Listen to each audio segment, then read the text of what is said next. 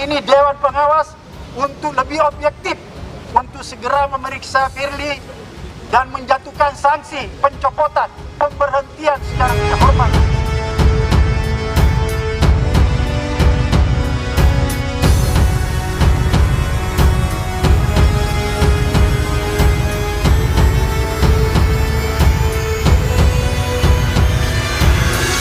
Di tengah kemerosotan kepercayaan publik, dan penurunan indeks persepsi korupsi yang terus berlanjut, Komisi Pemberantasan Korupsi, KPK, yang dinahkodai Firly Bahuri bukannya berbenah, tapi justru membuat kebijakan yang buat masyarakat gaduh. Baru-baru ini misalnya, KPK memberhentikan Direktur Penyelidikan asal Polri, Brigjen Endar Priantoro dengan alasan yang tidak jelas.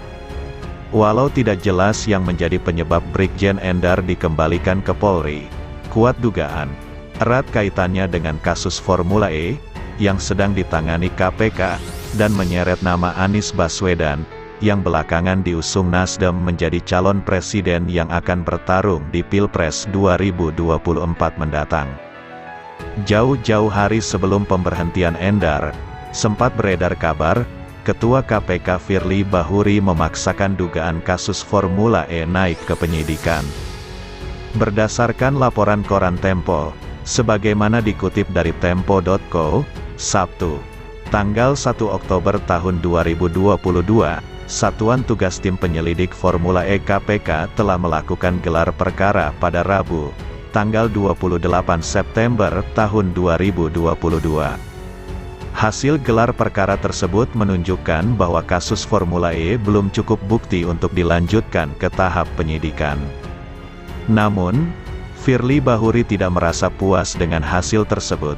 Ia bersikukuh meminta untuk Anies Baswedan segera ditetapkan sebagai tersangka Formula E.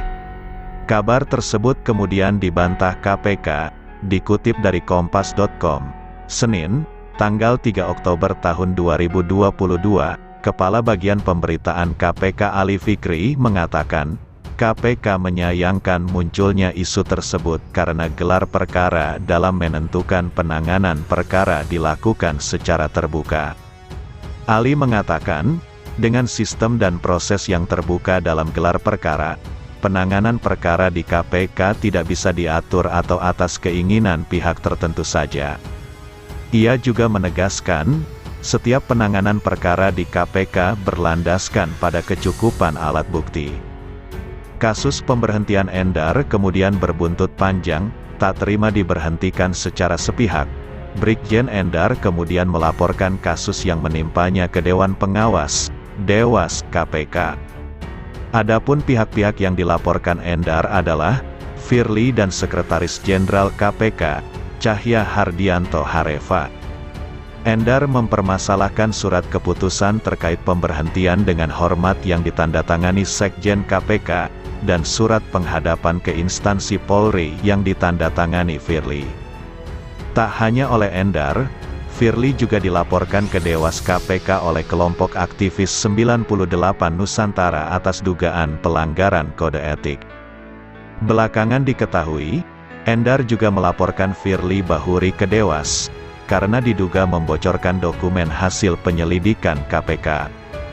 Ketua Dewan Pengawas Komisi Pemberantasan Korupsi, Dewas KPK, Tumpak Hatorangan Panggabean, dikutip dari Kompas.com, Senin, tanggal 11 April tahun 2023, membenarkan bahwa Brigjen Endar Priantoro melaporkan Ketua KPK Firly Bahuri atas dugaan pembocoran dokumen.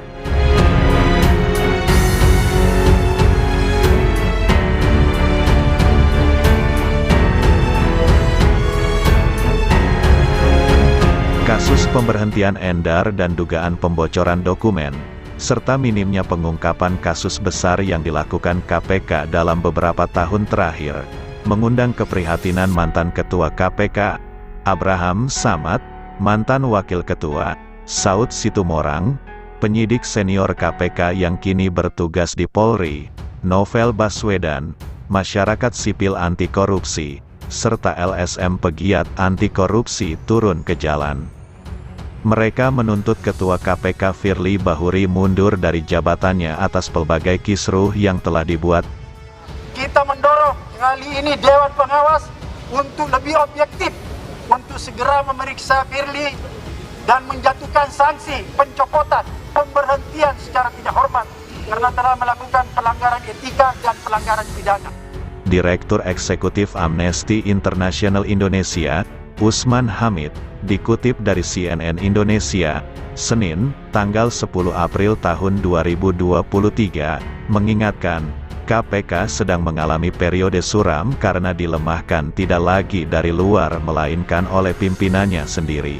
Menurut dia, fakta tersebut tidak bisa ditoleransi.